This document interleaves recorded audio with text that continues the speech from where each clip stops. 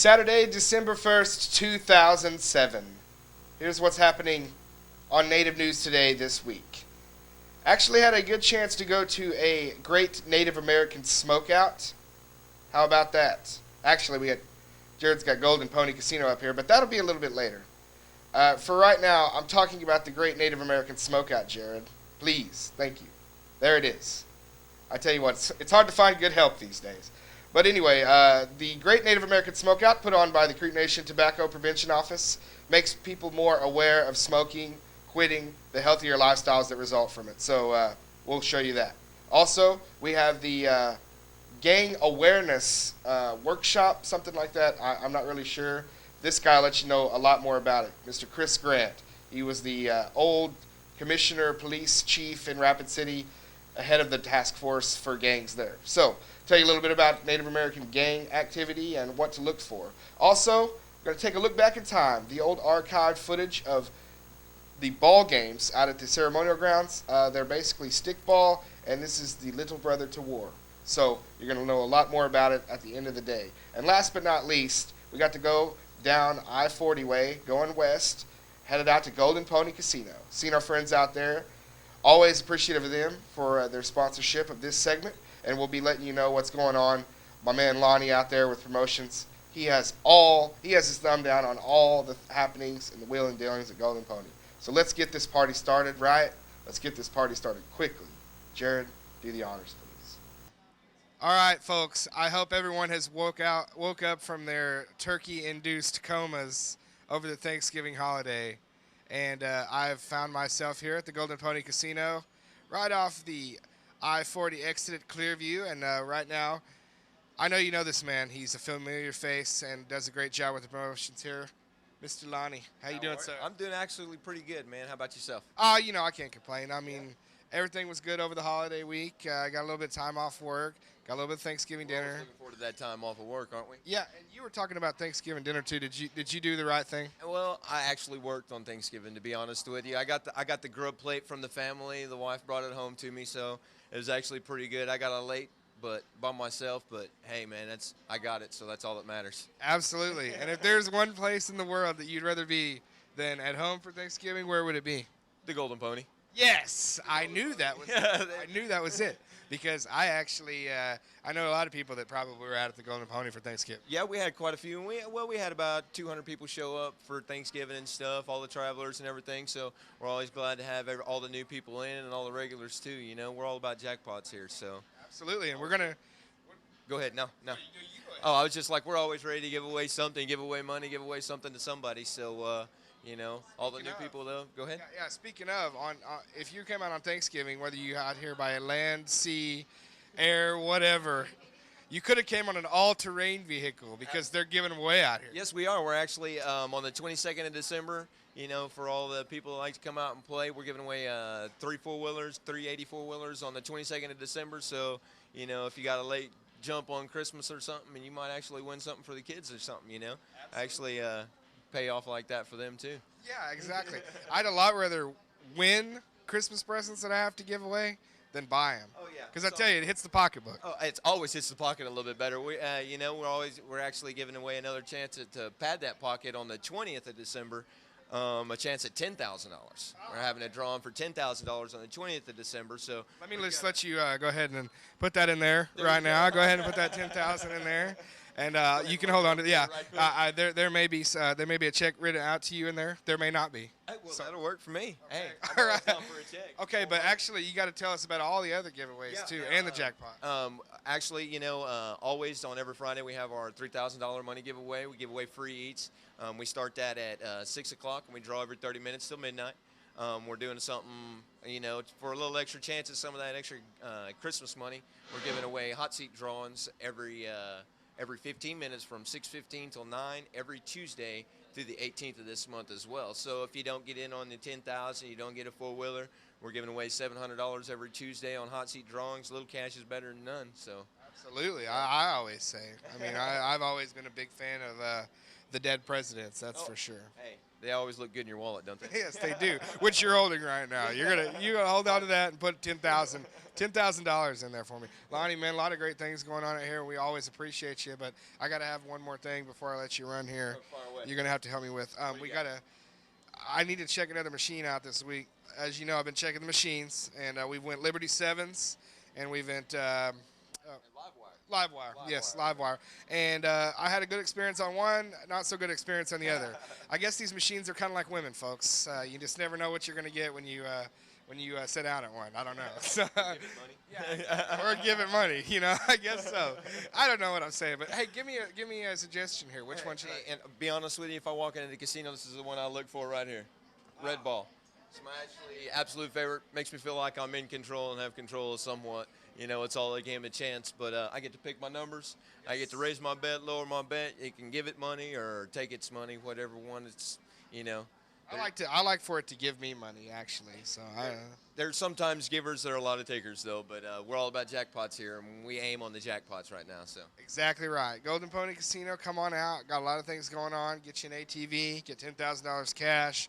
Cash giveaways all the time going on. This is where it's at. It's all about jackpots. Lonnie, thanks, man. Thank you very much, man. Take care of yourself. All right. We have arrived at the fantastic Jules and Jim's machine that Lonnie was telling me about here. It worked out for him. I sure hope it works out for me. So let's just go ahead and hit the old touch screen. Jared, clear your throat. We're ready to go. Treat it like a woman. Oh! Yes, treat it like a woman. I would just like to say that you treat these machines like a lady, and they'll treat you with respect. Until next time, this is Jason Salzman. Good to see you folks again. All right, that was a wonderful story. Not really a story, actually. We just went to Golden Pony and hung out. So, actually, next, I got something for you. But I tell you what, I'm gonna say what we went to, the Great Native American Smokeout. But I'm going to disappoint all of you people out there that don't know anything about Indians, because you're probably thinking, oh, Great Native American Smokeout. Okay, it's going to be a bunch of people in teepees with peace pipes. No, it's about cigarette and tobacco awareness and how to use it properly. Roll it, Jared. Hello, everyone, and we've meandered over to the complex auditorium, the Mound Building. And here we found the Great Native American Smokeout. I came last year, but this year promises to be just as much of a party. We're going to go inside and check it out. Tobacco prevention usually puts on a good one. This is the extinguisher here. It's the Oklahoma State Medical Association and his smart hip sidekick, Dr. No. It's K-N-O-W. Don't delay. Join forces with the AMA and other people committed to kids' health. So I guess we just missed him. He was here. Actually, don't tell the kids, but it was me. All right. Okay, we are here with Cynthia from the program manager, actually, of the Tobacco Prevention Program, and we are here for a wonderful event, the Great Native American Smokeout. And it's how long has this been going on? It's been going on for several years. It's sponsored nationally by the American Cancer Society. Awesome. That's a great society to be in, the American Cancer Society, helping fight that stuff. So tell us about all the stuff you guys got going on today, because there's a lot of stuff going on around us. All right. We're celebrating the Great Native American Smokeout, and we're giving information what we collected about the adult tobacco survey that we did specifically for the Muskogee Creek Nation, which was real interesting. And we're helping people quit smoking for 24 hours. We have an event called Count the Butts, where we have a jar of cigarette butts, and people are guessing how many is in there. And we're giving away great prizes, door prizes, and just a lot of information sharing to help people quit smoking. That's wonderful, too, because, you look at a lot of health problems associated with smoking. I know you know the statistics and things like that just are mind-boggling. And among Native Americans, is it a high number? It's very high. Nationally, 40.1% of Native Americans smoke, compared to 23% of white Americans. And for the Muskogee Creek Nation, it's even higher, 43%. And you look around the Muskogee Creek Nation, what you guys have done specifically, in all of our health systems, there's the cessation classes and things like that going on. So we do have a plan in place to attack this, don't we? We have a very good plan in place, and we're helping the younger generations, and so, when they come up, they'll have a lot of the knowledge that the older people didn't have when they started smoking. So we're helping those younger ones not to start. Yeah, because it seems like each year another bad thing comes out about cigarettes, and just things that you wouldn't ever put in your body, but comes out every year that's what they're putting in these things. So, as you look at the high number among the Native Americans and the steps you're taking, how have you seen it change? I mean, are things working out pretty good? Things are working out really well. We have seen statistics drop statewide. Getting those statistics specific for the tribe is challenging, but we're working on that, and we do expect to see the numbers drop, and they have statewide. That's great. That's great. And not only can they attend the cessation classes throughout the nation, but also there is a quit line, isn't there? Is there not a 1-800 number?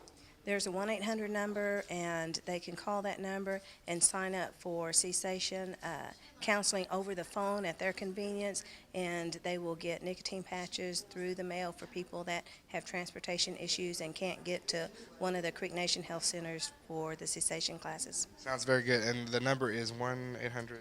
It's 1-800-QUIT-NOW.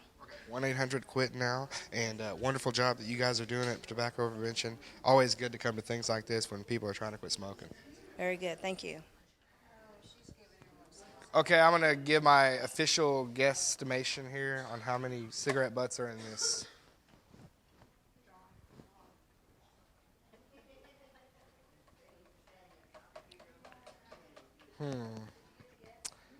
Lift it. Yes, lift it. Okay. Let's take a look. Okay, I got to count. Some of them still got ash. Some of them are stained. I don't know. Let's go with probably 178. That's weird. That's random. That may be how many's in there. 178. Thanks. Hello? This is Jason Salzman here. We're leaving the Great Native American Smokeout, and I have pledged to not smoke a cigarette for 24 hours, which will be very easy because I don't smoke cigarettes. Because I hear somewhere that ladies do not like it when you smoke cigarettes. And I've always got to be conscious of that. You guys take care, and we'll see you next year at the Great Native American Smokeout 2008. Smali, tässä on tjusin liiankin näistun senga. Pangana se ei vähän jatkaus. Nage, kada magas. Pangana se jatki tuon noge. Fani molu jo subananga. Du må saat. Hiiklä haali subani tuon. Wat, hiji mokhetseri chin hisakto das tumidanga. Ma hitsi mokka se di wekkiä diga. Hisakirera hiiliga. On paane ha jatki tuon. Hilimani, matse. The Muskogee Creek Nation Tobacco Prevention Program offers all cessation classes to young and old. For more information about a healthier life and a second wind, contact one of these centers nearest you. Hijida. Hilishwo fatsa. Siyanete de dos. Moes. Wel hitsi mokkeskera mokkeen sak noar. Stinokkesis. Stilizi duis.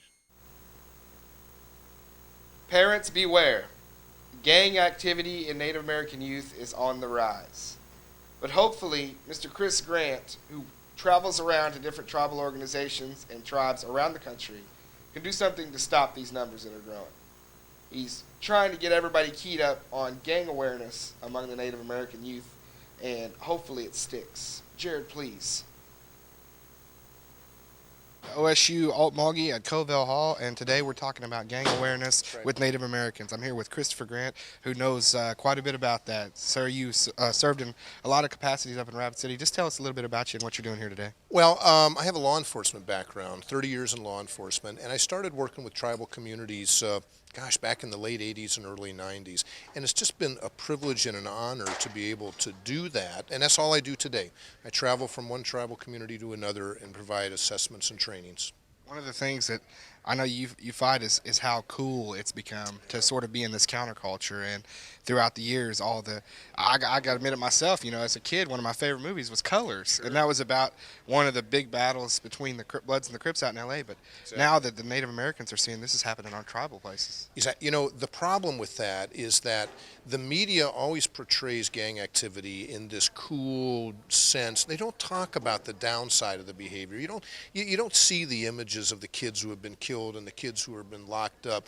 It's presented with this flair of dangerous and fun and on the edge activity when the reality of it is so much more destructive. Yeah, and we're talking today, our audience is largely Native American, and one of the things probably is they don't realize that there are Native American gangs out there. Tell us about some of them. Absolutely. Oklahoma, with your patchwork configuration of tribal communities, is a little different than the rest of the nation, but there are tribal communities in this country where gang activity is significant. The violence, the drug dealing, the fear within the communities is absolutely, it's terrible.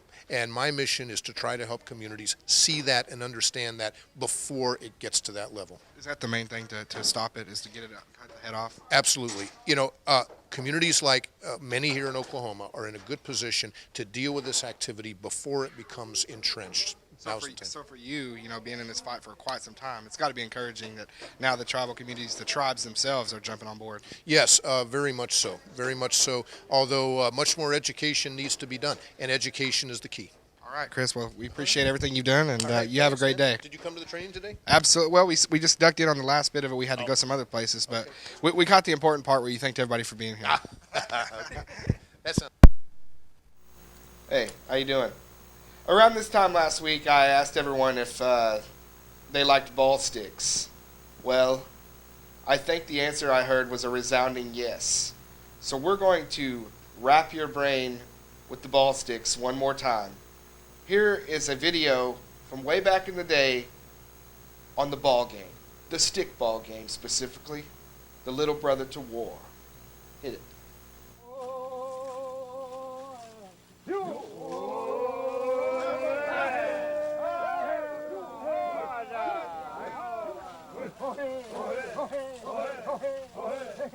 It's just after sunrise on a Sunday morning early in the month of September. The place is the Greenleaf Stomp Ground, one of several Creek tribal town sites in eastern Oklahoma. These Indian people are just finishing a night of stomp dance around the fire. The men and boys among them are about to participate in the final ritual of the summer ceremonial cycle. As they have done for centuries, they are preparing for the serious game of stickball, the little brother of war.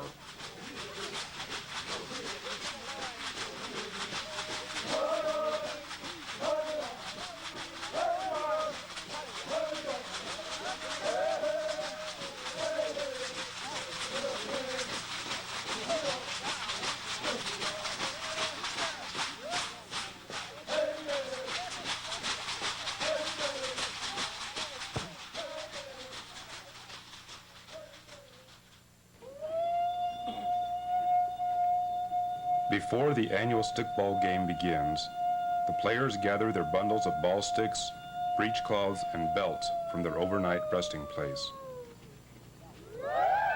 Players from the hosting tribal town form two opposing teams that line up in the square. Ball sticks laid on the ground ensure that the two teams are evenly matched. Then players from visiting ceremonial grounds are called into the square and divided between the teams. In this game, father plays against son, brother against brother.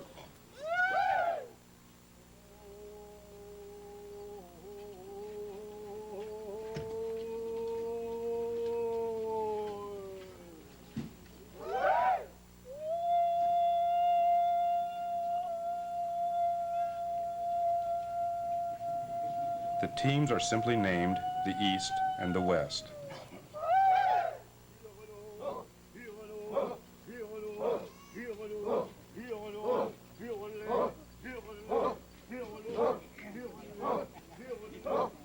Circling the ceremonial fire for the last time this season, the players begin to mentally prepare themselves for the game.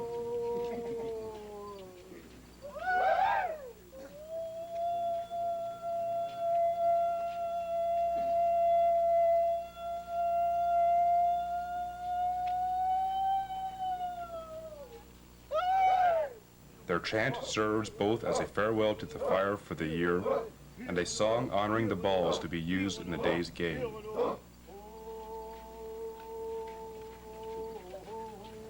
War whoops punctuate the chanting as the spirit of friendly competition mounts.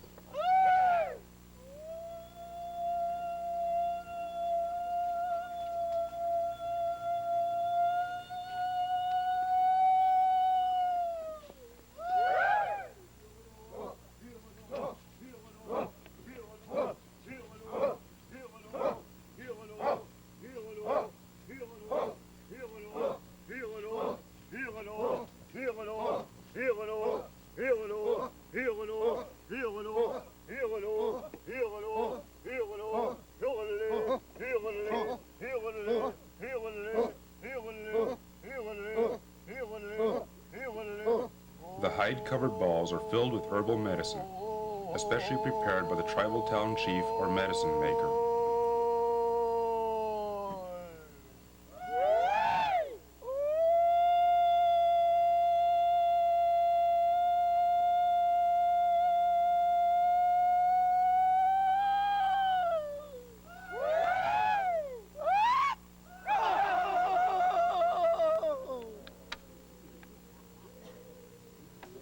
Now the teams move on toward the ball field.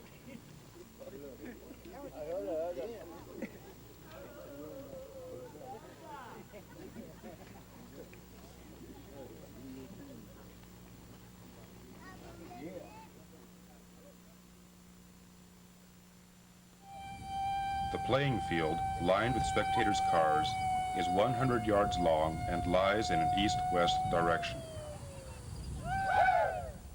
Each team enters the field under the direction of a medicine maker, who is actively attempting to influence the play of the game in his team's favor.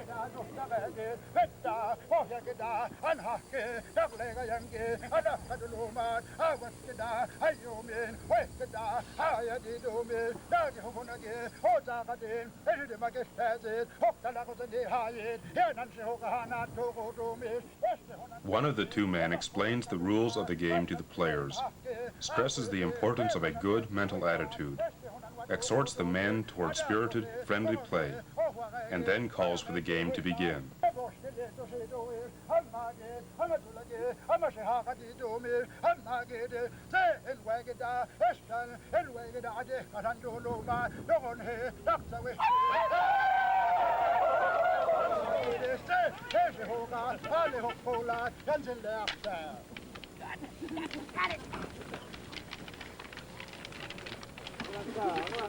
The players may not touch the ball with their hands, but must use the sticks to retrieve the ball and pass it on towards the goal. Spectators root for their favorite team with yells of Pazoza, east, and Akalatka, west. The players position themselves on the field in a series of groupings or clusters. Each cluster is made up of players from both teams.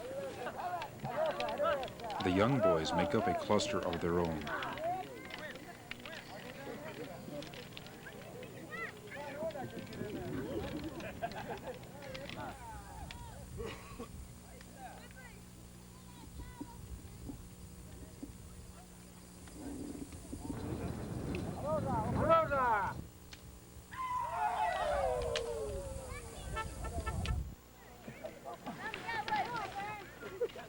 Each team's scorekeeper keeps track of his team's score with a bundle of sticks.